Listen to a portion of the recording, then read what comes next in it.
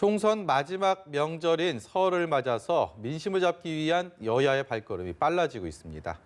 민주당에서는 본격 판짜기에 돌입했고 한국당 공천위는 대대적인 물갈이를 예고했습니다. 무엇보다 설 민심 흐름에 촉각을 곤두세우고 있는데요. 두 분과 함께 정가 소식 짚어보겠습니다. 유용화 한국외대 초빙 교수, 정태근 전 한나라당 의원 스튜디오에 모셨습니다. 어서 오십시오. 안녕하세요. 안녕하세요. 요즘은 예전처럼 설 밥상 민심 그렇게 얘기 많이 안 하는 것 같긴 하더라고요. 그럼에도 불구하고 총선이 오늘로서 정확히 80일 남았으니까 그래도 이제 총선 전에 있던 설 민심이 어떻게 될지 상당히 관심이 가고 앞으로 그 80일 동안 어떤 행보가 이어질지도 많은 관심이 쏠리는데요. 이번 설 밥상머리 민심 어떻게 보셨습니까? 아무래도 이제 4월 총선에 대한 얘기들을 많이 하셨을 것 같고요. 지금도 하고 있을 것 같아요. 네. 그래서 이제 근데 지역에 대한 부분보다도 아직 공천이 확정되지 않았기 때문에 과연 이제 한국당의 보수 통합 문제라든가 또 민주당이 어떠한 변화를 가져올 것이냐 이런 부분들의 얘기를 하시지 않았겠어요? 그리고 네. 이제 대권 주자들 얘기도 좀 나올 것 같아요. 그런데 이제 문제는 이 선거라는 게 현재 80일 남았는데 이 민심과 여론은 상당히 다릅니다. 각 총선 때마다 항상 그 여론조사 지표가 반드시 총선 결과와 일치했던 경우는 제가 보지 않았던 것 같아요. 그래서 그 민심과 여론의 차이가 항상 있는 것인데 이번 선거에서 어떻게 나타날지 모르겠는데 이 민주당 같은 경우는 실제로 집권 여당이고요. 국정 운영의 안정성이라는 측면이 굉장히 중요한데 사실 지금까지 반사이익적 측면이 컸었죠. 특히 한국당이 정권을 심판하겠다 그랬는데 과연 정권을 심판할 만한 대안 세력이 되느냐 안 되느냐라는 문제에 대해서는 합격점을 못 맞았던 것이 사실인 것입니다. 현재 황교안 대표 체제로서는.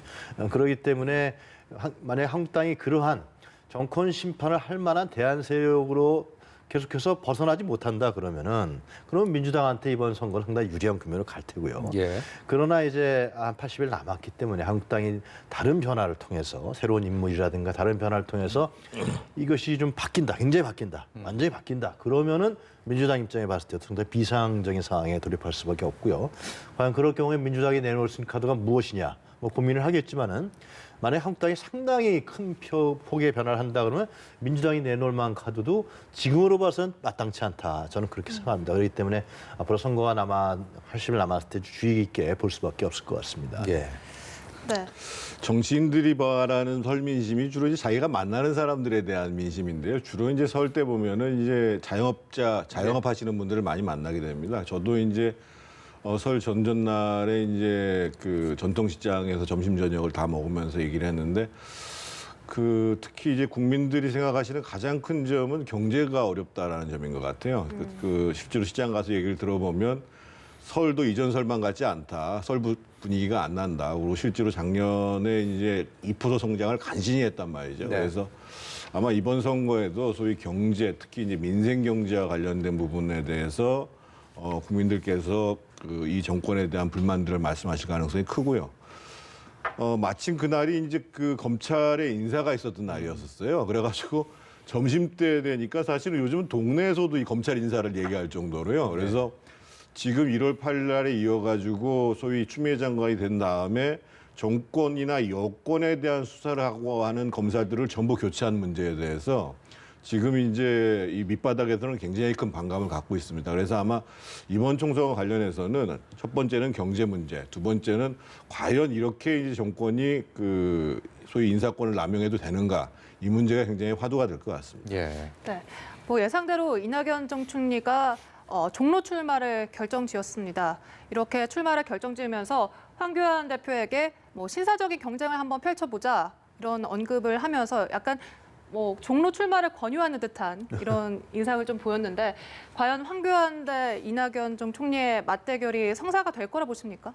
꽤 됐어요. 이낙연 전 총리가 종로에서 그러니까 우리 속된 욕을 한판 붙자 그런 거 아니었습니까? 그런데 황교안 대표에게. 그런데 황교안 대표는 아직도 그 문제에 대해서 명확한 얘기를 하고 있지 못합니다. 그래서 한국당의 지지자들이라든가 국민들 입장에 봤을 때는 황 대표가 좀 자신이 없는 거 아니냐. 그런 생각을 가질 수 물론 아마 여론조사 돌려봤을 거라고 생각하는데 그런 생각을 가질 수도 있습니다. 물론 이제 황 대표가 험지 출마하고 당내 리더십을 확보하기 위해서는 어떤 상당한 결단을 내려야 될 시기가 거진 이제 다가오는 것 같은데 일단 이런 점에 있어서 민주당과 한국당의 좀 차이가 나타나는 건 사실인 것 같습니다. 김두관 의원이 예를 들면 경남 양산으로 간다든가 이낙연 전 총리가 종로에 출마한다든가 공동 선대위를 맡는다든가 이런 부분들은 사실상 민주당의 선거의 행보라든가 선거 전략이 나름대로의 발빠르게 안정적으로 가고 있다는 것이죠. 반면에 한국당은 지금 아직도 통합이라는 문제와 지금 말씀하신 대로 황 대표가 어디에 갈 건지 다른 사람한테는 험지 출마를 하고 했는데 자신은 안 하느냐 뭐 이런 비난이 있고 네. 그래서 이런 부분들을 봤을 때 현재까지는 물론 앞으로 저는 변화할 거라 생각이 드는데요. 현재까지는 민주당이 선거 전략에 있어서는 한국당보다 앞서고 있다. 그런 점은 분명히 우리가 짚을 수 있을 것 같습니다. 근데 나중에 어떻게 될지는 두고 봐야 될 것 같습니다. 임종석 전 실장 얘기 좀 해보려고 하는데요. 이게 임종석 전 대통령 비서실장이 지난주에 민주당 정강정책 방송 연설을 첫 번째 주자로 나와서 했단 말입니다. 물론 앞머리에 본인이 이번 총선에 출마하지 않겠다는 뜻을 다시 한번 확인을 했는데 본인의 의사랑은 상관이 없이 방송 연설자로 나선 이후에 이제 석 달 전에 불출마 선언을 한 그 내용을 뒤집는 당내 얘기가 나왔고요. 이해찬 대표는 공개 구애까지 했습니다. 그러면 임종석 전 실장이 어떤 행보를 보일지가 다시 총선 앞두고 이제 관심이 가고 있는데 명분이라는 게 또 필요하지 않겠습니까? 일단은 정계 현실 정치 은퇴를 선언한 상황에서 앞으로 어떻게 전개가 될 거라고 예상하시나요? 본인이 불출마를 선언한 게 지난 11월 달이에요. 지금 채 2달 정도 됐습니다. 그리고 이제 최근에 진중권 교수 같은 경우에는 뭐 예를 들면 제2의 조국 사태가 벌어질 수도 있다 이런 얘기를 하면서 뭔가 불출마에 불가피한 사정이 있었던 것처럼 얘기를 하고 있는데 저는 그 문제는 차치하고 네. 정치를 하고 특히 이제 지도적 반열에서 정치하시는 분이 2달 전에 대국민 약속을 뒤엎는다고 얘기를 하면 뭐 당에는 어떻게 도움이 될지 모르겠습니다만 정치인 본인으로서는 치명적인 타격을 받습니다. 왜 그러냐면 일반 국회의원 하려는 사람도 아니고 저 사람은 대놓고 자기 얘기를 번복하는구나 이렇게 얘기를 하는 거거든요. 예를 들면 제가 이전에 그 한나라당 국회의원 하다가 탈당을 한 적이 있었습니다. 네. 그 다음날 박근혜 대표가 전화 와가지고 복당해달라고 얘기를 하는데 그럼 박근혜 대표가 뭐 시켜준다고 복당을 하면 결국은 자리 받으려고 한 거냐 이 얘기뿐이 안 되는 거거든요. 네. 그래서 저는 그 민주당에서 뭔가 필요에 의해서 한다고 생각합니다만 지금의 선거 분위기를 너무 낙관적으로 바라보고 있는 측면이 하나 있고요. 두 번째로 어떤 경위가 됐든 어떤 명분이 주어졌든 임종석 실장이 이번에 출마를 하게 되면 상당한 타격을 받을 수밖에 없고 그것이 또 선거에 본인이 도움이 되고 본인이 당선되는데 보장이 된다. 이것도 사실은 저는 미지수라고 봅니다. 네. 네. 또 이번 총선에서 눈여겨볼 점이 청와대 출신 인사가 유독 많다는 점입니다. 뭐 60명을 넘어서 70여 명 가까이 되는데요. 민주당 내부에서도 현역 의원들과 이 청와대 출신 인사들 간 약간의 기싸움이 보이는 듯도 하고요. 과연 청와대 출신 인사들이 좀 공천을 받는 데는 아무래도 유리할 수도 있지 않을까요? 일단 청와대에서 일했다는 것은 국민들이 봤을 때 나름대로의 국정 운영 경험을 갖고 있구나 이렇게 판단할 수가 있습니다. 그렇기 때문에 청와대 경력이 출마하는 그 후보자들한테는 결코 불리한 출마 경력은 아닙니다. 그런데 지금 네. 앵커께서 지적했듯이 민주당의 공천 과정에서 네. 청와대 출신들이 대거 이런 공천 경쟁에 뛰어드는데 거기서 예를 들면 지금부터 논란이 되고 있지만 과연 청와대 경력 이름을 어떻게 할 거냐. 뭐 노무현 정부 때 뭘 했다. 뭐 문재인 정부 때 뭘 했다. 이런 부분들은 늘 것이냐 만 것이냐는 이제 공천 룰을 정하는 데 중요하겠죠. 그러나 또 하나는 너무 과다하게 민주당에서 예를 들면 청와대 출신들을 현재 문재인 정부의 청와대 출신들을 후보자로 내세우는 것도 제가 보기에는 잘못한 패착이 될 수도 있습니다. 전체적인 구도에서 봤을 때. 그렇기 때문에 이 부분을 가장 경쟁력 있는 사람이 누구냐 이런 걸 잘해서 공천 과정에서 공정성과 투명성을 갖고서 공천의 후보자를 선정해야 되는데 이것이 이제 결국은 이제 민주당 지도부의 능력인 것이죠. 네. 만약에 이것이 과다하거나 네. 아니면 너무 많이 나오게 되면 이것이 마치 어떻게 되면 야당에서 문재인 정권 심판론으로 완전히 갈 수가 있어요. 뭐 한 40명, 50명이 출마한다, 후보자로. 네. 그렇게 되면 그건 문 정권 심판론이 확실하게 맥힐 수 있는 부분이기 때문에 민주당의 이제 이해찬 대표와 그다음에 최고위원들 그리고 이제 원혜영 위원장이 이제 물론 이제 경선을 하겠습니다만 굉장히 중요한 지금 말씀하신 변수로 될 수 있을 것 같다. 아주 적절하게 청와대 출신들이 경쟁력을 갖추는 후보들만 선정하는 것이 제가 보기에는 상당히 바람직할 것이다. 이렇게 말씀드릴 수 있을 것 같습니다. 며칠 전에 그 윤건영 전 청와대 국정기획상황실장이 지금 유 교수님 앉아 계시는 딱 이 자리에 네. 앉으셨고 청와대 출신 인사에 대한 총선 프리미엄은 단연코 없다라고 얘기를 했거든요. 실제로 그럴 수가 있다고 근데 보십니까? 그게 이제 여론조사가 들어가잖아요. 그리고 당원들이 그러니까 민주당의 공천률이 지금 당원 50%대 국민 여론에서 50%란 말이죠. 그럴 경우에 당원들은 당연히 이 문재인 정부에 대한 로열티가 강하기 때문에 청와대 출신이다 그러면 아마 더 우호적인 표시를 할 가능성이 큽니다. 네. 그렇기 때문에 윤건희 실장이 얘기한 부분은 이제 상당히 명분적이고 당위론적으로 얘기했지만은 현실적으로 공천 과정에서 현실적으로 이 문제를 어떻게 조정하느냐. 예. 민주당으로 봤을 때는 상당히 이거를 그냥 대충 하면 저는 안 된다고 생각이 들어요. 네. 이제 엄격하게 그리고 경쟁력 있는 후보가 나올 수 있도록 공천 과정에 상당히 신중을 기해야 된다. 예. 이렇게 말씀드릴 수 있을 것 같습니다. 민주당 얘기를 했으니까 이번에는 한국당을 비롯한 범보수권 쪽으로 좀 시선을 돌려보도록 하겠습니다. 자유한국당이 공천관리위원회를 구성을 마쳤습니다. 그리고 황교안 대표도 김영호 공관위원장에게 모든 전권을 위임하겠다라고 얘기를 했고 김영호 위원장은 50% 가까운 전체 판가리를 또 다짐을 했습니다.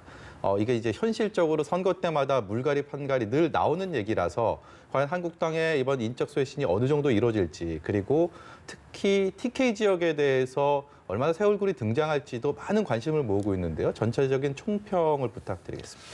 이번에는 큰 폭으로 인적 쇄신이 이루어질 수밖에 없을 거라고 보여집니다. 왜 그러냐면 지금 이제 그 문재인 정부를 심판하고자 하는 유권자들 입장에서 보면 그동안의 여당과 청와대의 독주를 못 막은 것이 오히려 자유한국당이 무능해서 그렇다 이런 얘기를 하는 거거든요.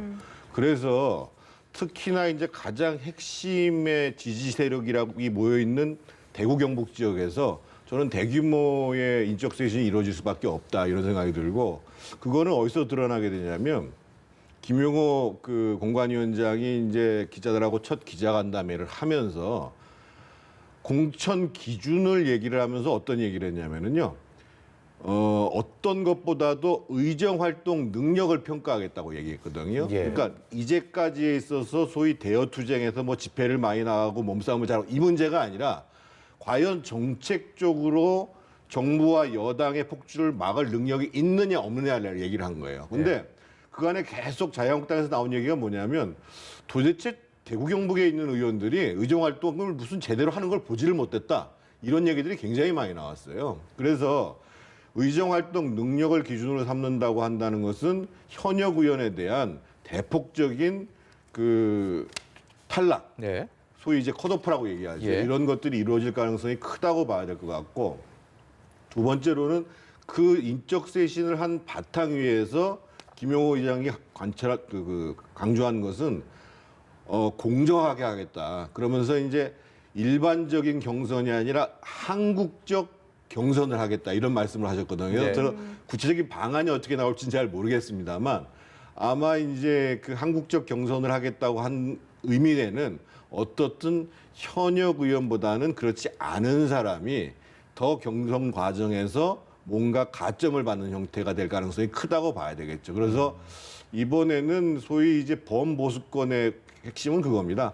얼마만큼의 인적 쇄신을 할 것인가가 첫 번째 있고 네. 두 번째는 그 야권의 후보 단일화, 통합이 됐던 또는 뭐 안철수 쪽을 포함한 단일화가 됐던 소위 선거의 단일 대결 구도를 만드는가 이 두 가지가 핵심이라고 봐야 됩니다. 그렇다면 교수님께서는 앞서 뭐 첫 번째 질문에 답변해서 뭐 한국당에 큰 변화가 있으면 뭐 민심에도 좀 이렇게 영향을 주지 않을까 이렇게 말씀하셨는데 그렇다면 이번 한국당의 공천 물갈이가 실제로 50% 물갈이가 될지 그리고 또 이런 물갈이가 된다면 실제로 총선에도 뭐 영향을 민심에 영향을 미칠지 어떻게 보십니까? 한국당의 이번 공천에 이제 김용호 위원장이 이제 공천관리위원장인데 한 두 가지 점을 제가 말씀드리면은 첫 번째로는 과연 기존에 국민에 의해서 이미 심판받은 친박 세력, 네. 박근혜 전 대통령을 옹호했던 적극적으로 옹호했던 세력들을 이번 공천 과정에서 과연 확실하게 제거하느냐라는 문제가 있습니다. 그거는 전 기본일 것 같아요. 만약 그것이 어정쩡하게 이렇게 또 배치되고 또 혼탕이 돼버리면 국민들 입장에 봤을 때는 한국당은 전혀 변한 정당이 아니다. 네. 문재인 정권을 심판할 만한 자격이 없는 당이다. 이렇게 저는 다시 한국당을 심판할 거라고 저는 생각이 들고요. 두 번째로는 이제 공천 권력에 대한 문제인데 과연 한국당의 기존의 공천 과정을 보면은 지난번에 2016년도에 이제 진박 논란 공천이 있지 않았습니까? 예. 그 중에도 우리 저 의원님 잘 아시겠지만 뭐 한국당의 공천 과정은 뭐 친이계 배제 공천이라든가 친박계 배제 공천이라든가 당시 이한구 예, 공관위원장이 공천 과정을 그랬었죠. 예. 통해서 주류 비주류 간의 내부 권력 투쟁이 아주 심했던 과정이 있었던 게 사실입니다. 과연 이 부분을 과연 김용호 위원장이 공천관리위원장인데 제가 알고 있는 지금까지 공천 과정을 봤을 때 그 공천을 행하는 중심이 상당한 권력을 갖고 있어야 됩니다.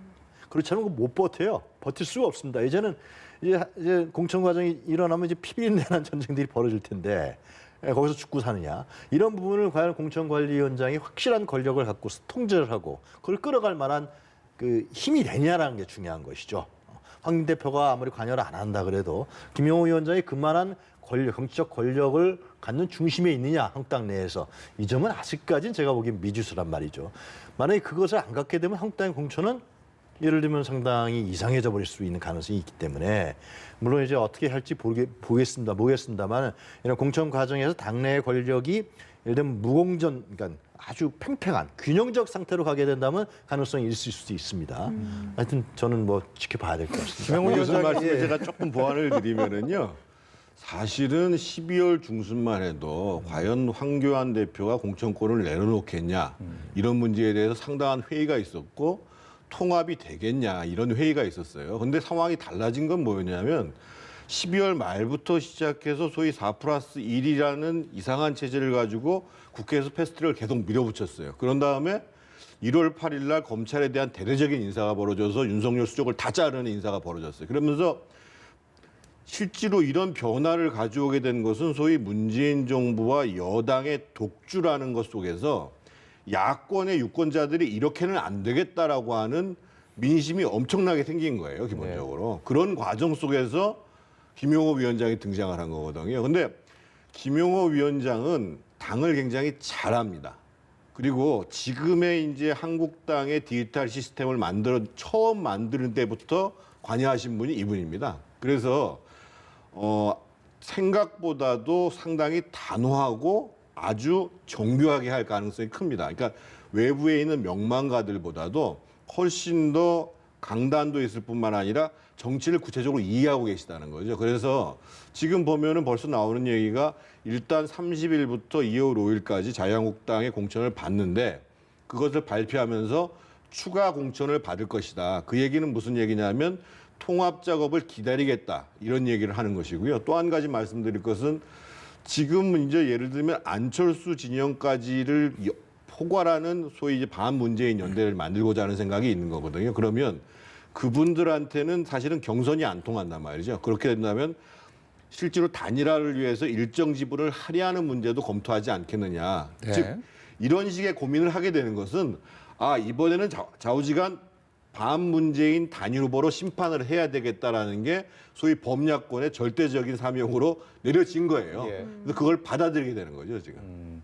김영우 위원장이 본인을 찾아오는 사람은 앞으로 불이익을 주겠다라고 얘기했던 것도 어떤 공천에 대한 단호함을 유지하겠다 이런 의지의 표현이 아닌가 싶은데요.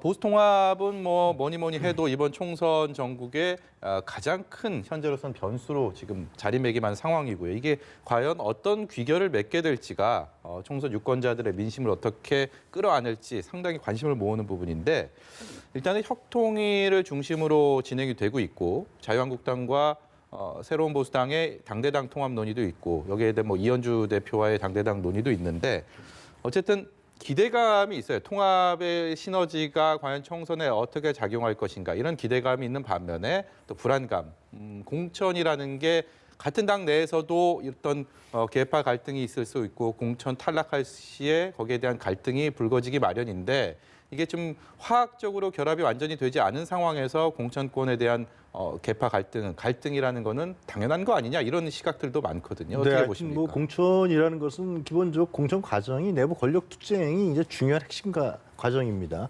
근데 과연 지도부가 그것을 민심에 입각해서 하느냐 아니면 내부 권력 투쟁에 초점을 맞춰서 하느냐에 따라서 총선의 결과가 달라진다. 이건 거의 뭐 총선에서 법칙적 성격을 갖고 있는 것인데요. 일단 한국당에서 하고 있는 보수 통합 문제에서 안철수라는 변수가 있는데 최근에 하여튼 안철수 전 대표의 행보라든가 워딩으로 봤을 때 안철수 전 대표는 저는 한국당에 합류하지 않을 거라고 생각합니다. 그리고 지금 어떤 일각에서 바른미래당 의원들이 얘기하는 것이 연합공천도 저는 만약에 안철수 전 대표가 그렇게 한다 그러면 안철수 전 대표는 정치적으로 저는 사망한다고 봐야지. 네.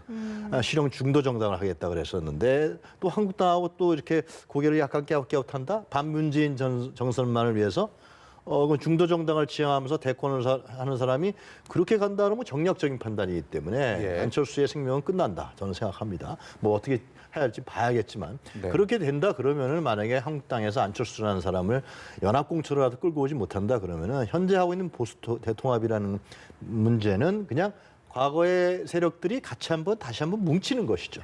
물론 그것만 해도 효과는 있겠죠.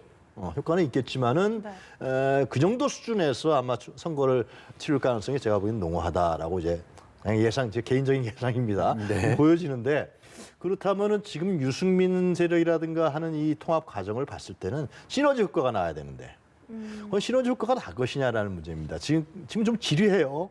설 연휴 이후에도 이런 과정이 지속된다 그러면 국민들이라든가 보수층 입장에 봤을 때는 저 사람들 또 그냥 뭐 집은 나눠먹기 싸움하느라고 이렇게 안 하는구나. 진짜 자기들이 얘기하는 정말 보수 통합을 위한 희생이라든가 양보라든가 이런 정치적 결단은 없는 사람들이구나.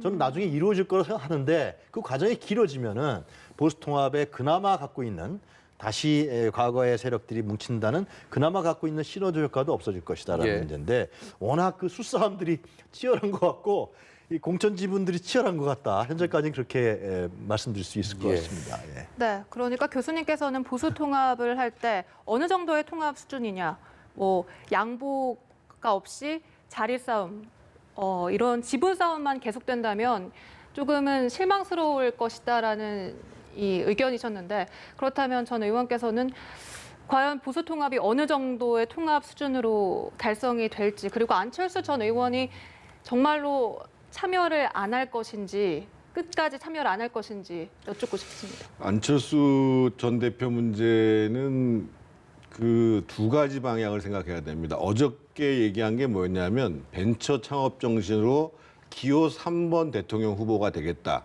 이런 얘기를 했어요. 그 얘기는 무슨 얘기냐면 어떻든 독자적인 당을 유지하겠다. 그러니까 당대당 통합이나 이런 것은 하지 않겠다. 이런 얘기고 두 번째로 국내에 들어왔을 때도 마찬가지고 검찰이 인사가 있었을 때도 마찬가지고 나라가 무너지고 있고 문재인 정부의 독주를 막아야 된다고 얘기를 했고 엊그저께는 뭐라고 얘기했냐면 검찰의 목을 비틀어도 진실은 드러날 것이기 때문에 나는 윤석열을 지키겠다 이렇게 얘기했어요. 그 얘기는 무슨 얘기냐면 자신은 반문재인 대열에 쓰겠다 이 얘기를 분명히 한 것이거든요. 그래서 제가 봤을 때는 만약에 바른미래당에서 손학규 대표가 당권을 양보해주면 예. 그러면 당연히 바른미래당을 접수를 해서 바른미래당을 중심으로 해서 활동을 하시겠지만 리모델링을 그렇지 하겠죠. 않으면은 독자 창당을 할 가능성이 높아요. 왜냐하면 기존의 바른미래당 당권파들이 소위 4+1로 해가지고 여권에 참여를 했었거든요. 그래서 독자 창당의 가능성이 높다고 봐야 되고 그렇다고 했을 경우에 그러면 지금 얘기되고 있는 소위 야권의 통합 문제에 합류할 것이냐 합류 안 한다는 거죠. 대신 본인이 그 같이 정치를 하시는 분들이 어떻든 국회에 진출할 가능성을 높여야 되거든요. 그런 차원에서 본다면 후보 단일화 문제는 검토해 볼 수도 있지 않겠는가. 저는 이 수준에서 보는 거고 지금 현재 뭐 새보수당이 됐던 뭐 국민통합연대 또는 뭐 그 혁통이 등등이 쭉 있는데 당연히 이제 통합 과정이라는 데는 마찰이 없을 수가 없어요. 왜냐하면 개개인의 입장에서 볼 때는 국회의원에 당선되느냐 마느냐의 문제고 공천이 되느냐 마느냐의 문제이기 때문에 하지만 지금의 저것을 밀고 가는 거는 본인들의 의지보다도 소위 야권 진영에 있는 국민 요구들이 훨씬 크다는 거예요. 무슨 얘기냐면 그 통합에 응하지 않으면 소위 집토끼라는 사람들도 나 나가서 투표하고 싶은 마음이 없다라고 얘기할 정도로 소위 압력이 세다는 거죠. 그래서 결국은 상당한 뭐 일부 잡음은 있겠습니다만 안철수계를 제외한 나머지 쪽 분들은 통합이 되는 것이 불가피하다. 그래서 어떻든 소위 네. 지금 범야권은 단일 대오로 문재인 정부를 심판하는 선거로 갈 것이다. 이렇게 봐야 될 것 같습니다. 제가 30초만 좀 말씀드리면 그 안철수 전 대표의 이제 행보가 이제 중요한데요. 현재 총선 구도에 있어서 만약에 지금 자기가 얘기한 건 뭐예요? 진영 논리에 빠지지 않겠다는 거 아니에요? 예. 네. 그러면 그 한국당하고 예를 들면 후보 단일화라든가 연합 공천을 한다는 것은 스스로가 얘기한 진영 논리에 빠지는 겁니다. 네. 반문재인 전선, 그 진영 논리거든요. 네. 자기가 얘기하는 중도 정당, 새로운 중도 정당, 마크롱이 하는 뭐 익스트림 센터라든가 이런 부분과는 완전히 배치되기 때문에 또 이 선거 논리라든가 뭐 정치 논리, 정략 논리에 따라서 나중에 가서 또 후보 단일화 하게 된다. 예. 안철수라는 인물이 저는 그렇게 된다면 과연 이번 선거에서 국민들이 안철수 전 대표를 도와줄 것이냐 네. 하는 건 회의적이라 생각합니다. 예. 네, 80일 남은 총선 전국에 마음 급하지 않은 정치인이 없겠습니다만 안철수 전 대표만큼 지금 마음이 급한 사람이 또 있을까 이런 생각을 해봅니다. 오늘 말씀 여기까지 듣도록 하겠습니다. 지금까지 유형화 교수, 정태근 전 의원이었습니다. 고맙습니다. 고맙습니다.